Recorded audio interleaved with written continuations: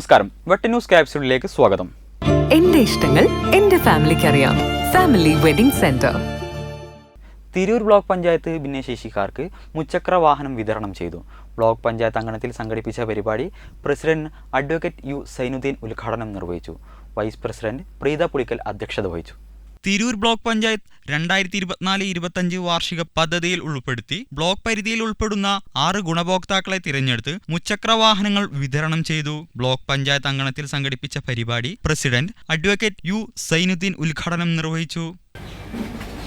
2-3 കാരണങ്ങൾ കൊണ്ടാണ് നമ്മൾ വളരെ പെട്ടെന്ന് ഈ പരിപാടി നടത്താൻ തീരുമാനിച്ചത്. ഒന്നാമതായി, നിലമ്പൂർ ഇലക്ഷൻ പ്രഖ്യാപിച്ചാൽ പ്രോട്ടോകോൾ ജില്ലക്കാകെ ബാധകമാണെങ്കിൽ പിന്നീട് 1 മാസത്തിന് ഈ പരിപാടി നടക്കാതെ വരും. അപ്പോൾ ഈ വാഹനം രജിസ്ട്രേഷനൊക്കെ കഴിഞ്ഞിട്ടും ഗുണഭോക്താക്കൾക്ക് സമയത്തിന് കിട്ടാതെ നമ്മളുടെ ഒരു ഉദ്ഘാടന ചടങ്ങിന് വേണ്ടി, ഒരു വലിയ പരിപാടി സംഘടിപ്പിക്കുന്നതിന് വേണ്ടി മന്ത്രിയെയും MLA ഒക്കെ കിട്ടുന്നതിന് വേണ്ടി കാത്തിരിക്കേണ്ടി വരുമെന്നുള്ളത് കൊണ്ടാണ് ഈ പരിപാടി എത്രയും പെട്ടെന്ന് ഇങ്ങനെ സംഘടിപ്പിക്കാൻ നമ്മൾ തീരുമാനിച്ചത്. വൈസ് പ്രസിഡന്റ് പ്രീത പുളിക്കൽ അധ്യക്ഷത വഹിച്ചു.